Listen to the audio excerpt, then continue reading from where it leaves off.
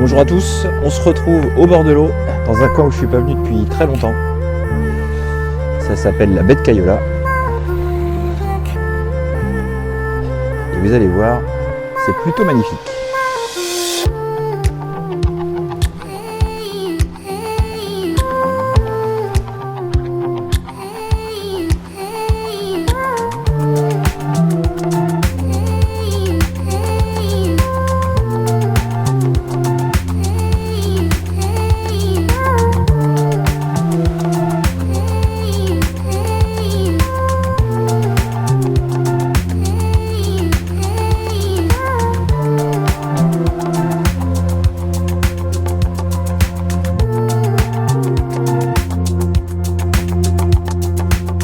On se retrouve donc pour une petite session au bord de l'eau. Je suis sur la baie de Cayola.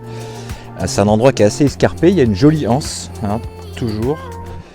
Vous le savez, ça fait partie des coins que j'adore pêcher. Pourquoi ? Parce que tout simplement c'est des refuges à poissons fourrage. Donc on espère évidemment pouvoir toucher du carnassier et en particulier du bar. Mais pourquoi pas d'autres types de poissons, type sparidés comme le sard. Voilà, donc on va essayer de pêcher au jig, donc on se retrouve tout de suite au bord de l'eau.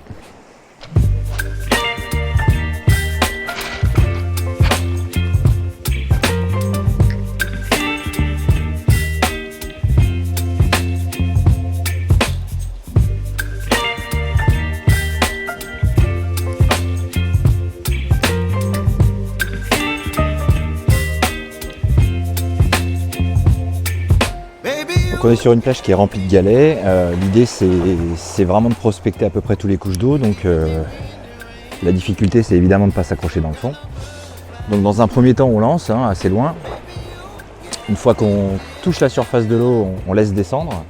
Et puis tout de suite je vais animer avec 3-4 grands coups de canne pour vraiment mettre le jig en mouvement et le faire papillonner.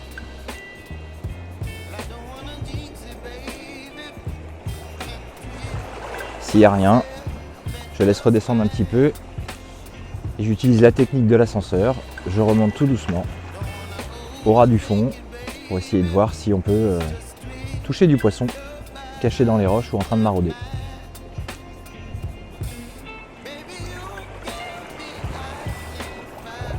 Une récupération pas trop rapide, pas trop lente, vraiment entre les deux.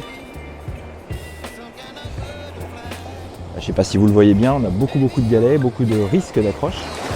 Et avec le petit jig en biasto slow, finalement la descente est plutôt calme, plutôt lente et ça me permet de ne pas perdre mon leurre, en tout cas pour l'instant.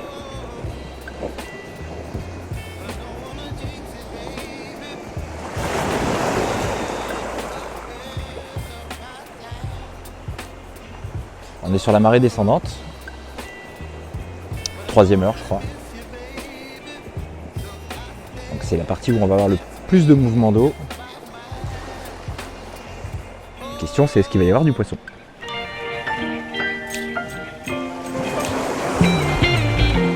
Donc, sur les phases de prospection, on se balade beaucoup.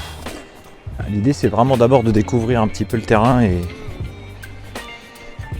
les spots qui sont exploitables pour pêcher. Et en même temps de battre du terrain quoi.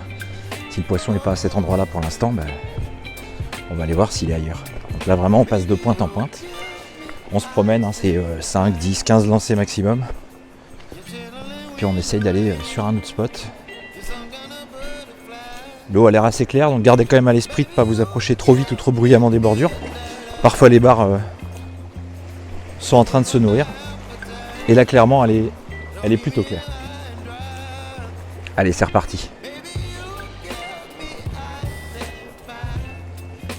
Là, on est sur une belle petite pointe très avancée, ça va me permettre de gagner quelques mètres assez précieux, mais pour refaire exactement la même technique, sauf que je rentre un petit peu plus dans la mer, donc un petit peu plus en avant, donc un peu plus de profondeur en toute logique.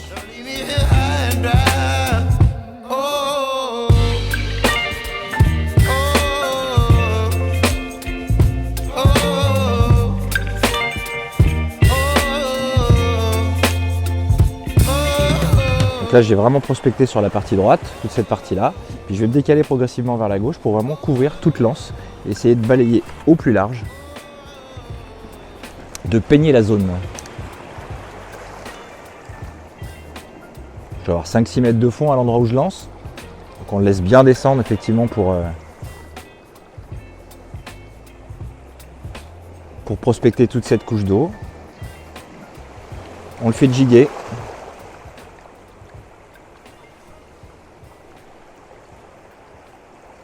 Et on récupère en linéaire assez lentement. Une des techniques que j'aime bien, c'est vraiment de tirer le jig vers le haut et puis vous rabaissez très vite la canne. Ça détend votre bannière et puis surtout ça permet au jig de papillonner sans être tenu par la tension de votre fil. On tire ample, on ramène très vite, on laisse descendre et papillonner le jig et on récupère sa bannière.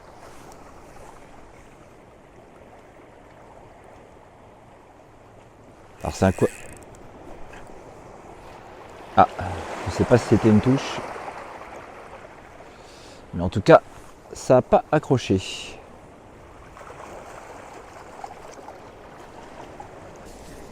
Bon, ça fait une petite heure que je pêche au jig, du coup pas grand chose d'intéressant, pas de touche. On va essayer de passer sur un petit montage chez Bourrasca, donc c'est un montage texan.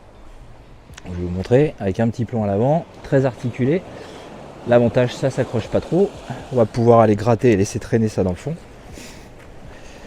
Sur une pêche hivernale très très lente. Voir si les poissons sont sur les fonds. C'est parti. Donc on laisse descendre. On contrôle un peu la bannière. Il fait super doux aujourd'hui là, c'est assez génial. Les conditions sont vraiment sympathiques. On a un coef à 72-75. Mais c'est l'hiver. Et le poisson se laisse désirer. On a une petite tête de roche là-bas immergée, donc on va essayer de se mettre juste dessus. Parfait. Donc on va essayer de cette façon-là. Comme je vous disais, on laisse prendre contact avec le fond. Ok. Une fois que c'est fait, on fait un tiré long, on ramène très vite et on récupère ensuite la bannière avec le moulinet. D'accord ? Ça va permettre vraiment au leurre de se décoller du fond. Comme vous libérez tout de suite la tension, il n'est pas en train de se faire tracter et en train de se rapprocher du bord. Donc il va redescendre beaucoup plus à la verticale. Et ensuite vous récupérez votre excédent de bannière. Une amplitude, je ramène. Et là, gentiment, je récupère mon excédent de bannière. Il faut vraiment imaginer que le leurre, il est tiré vers le haut, puis relâché, donc il descend. Plutôt verticalement, alors que sinon si vous gardez la tension, vous le décollez et il va continuer de suivre, suivant la tension de votre fil, une trajectoire, ce qui fait qu'il y a toute une partie en fait où vous ne prospectez pas les trous, vous ne prospectez pas les creux, quoi. Bon, je vous l'ai déjà dit, hein, l'hiver, ce qui compte, c'est d'en profiter pour aller observer les lieux, la nature des lieux, voir comment sont les fonds, les roches. Profitez-en, allez à marée basse, prenez des photos. Comme ça, quand vous allez revenir, vous aurez un peu plus de mémoire et surtout de la mémoire visuelle à l'aide du téléphone.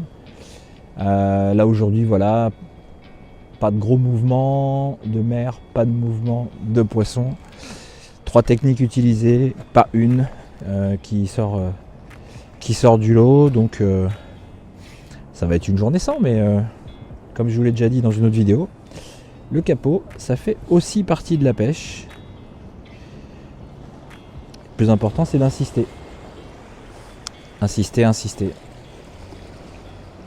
Parce que dans la vie d'un pêcheur, il y a quand même plus de jours où il n'y a rien que de journées avec du poisson. Voilà. On va se quitter. Je vous remercie d'avoir suivi ce petit programme une fois de plus. C'est très gentil à vous. Je remercie tous ceux qui suivent cette page, cette chaîne et qui m'encouragent au quotidien. Ça fait toujours plaisir, vous le savez. Je remercie aussi ceux qui viennent me voir au magasin en disant « Ah, j'ai vu ta vidéo, trop cool ». Ça, c'est sympa. Pour ceux qui viennent en magasin, vous le savez. En général, j'aime ce que je fais, j'aime parler de pêche. Et on parle de pêche ensemble, je crois. Voilà. N'hésitez pas à commenter, évidemment, à liker et à me poser vos questions, à me partager vos prises, à engager des discussions. N'hésitez pas non plus à me dire s'il y a des sujets que vous souhaitez qu'on aborde, vraiment un peu plus soit spécifiques, soit techniques. Je rappelle que c'est une chaîne qui se destine plutôt aux pêcheurs débutants. Néanmoins, il n'y a pas de mauvaises questions.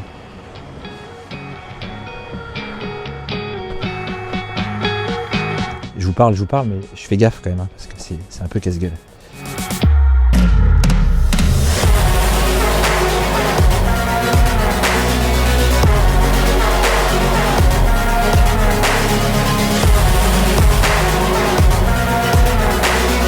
Je vous remercie beaucoup, je vous dis à très bientôt. Allez, ciao!